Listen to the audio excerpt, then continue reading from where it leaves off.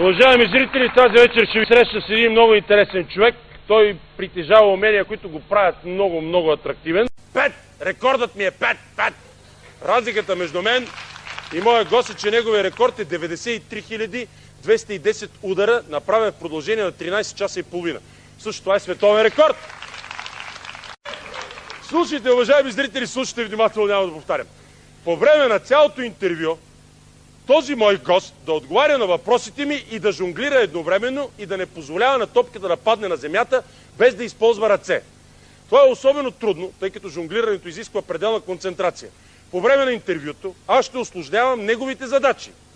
Този човек е участвал в много шоу-програми и футболни срещи по света и никога не е правил нещо подобно. Представя ви най-добрият жонглер с футболна топка в света, бургазията Христо Петков!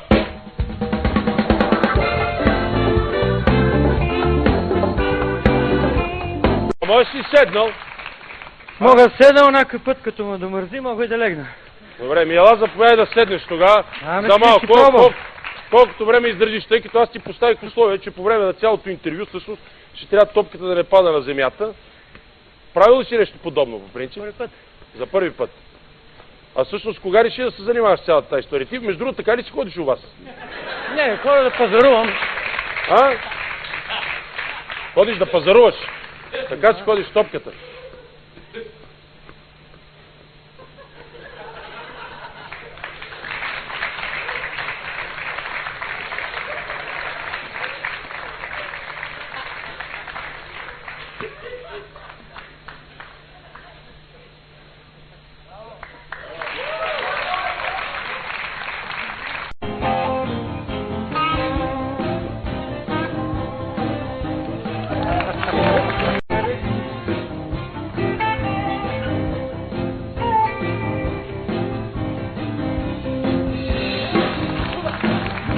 Брат.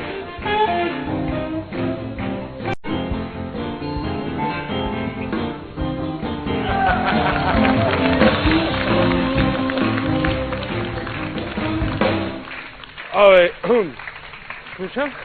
а ти футболист ли си бил? Там е така. Ето латино. Така.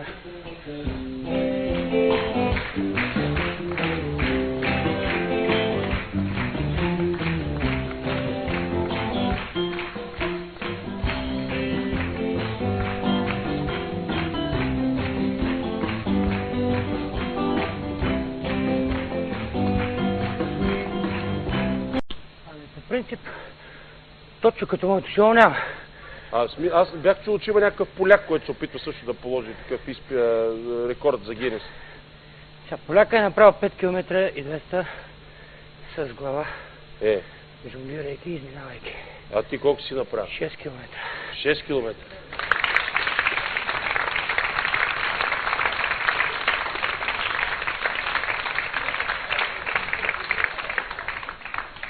Кое е това нещо, към което се стремиш сега?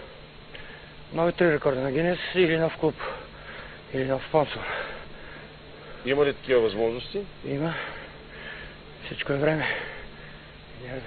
Мислиш, че това, че си българин, ти пречи за Гинес или ти помага? Пречи ми, защото съм българин. Стига, бе, сериозно? Ако бях американец, англичанин, руснак... Значи ни пренебрегват. 3 рекорда в Лондон, 3 от 5 години и още не са писани. Нищо, ще успееш, бе. Ти си волевит човек, ще успееш. Не си. Нали? Да. Христо сега трябва да пише в книгата. В смисъл написал. Значи с пожелание на вашия екип, на Слави, да се видим на следващото космическо шоу след 30-40 години. Уважаеми зрители, на гости беше най-добрият жонглер с футболна топка в света. Той е българин, бургазията Христо Петков. Благодаря ти, приятели. Благодаря.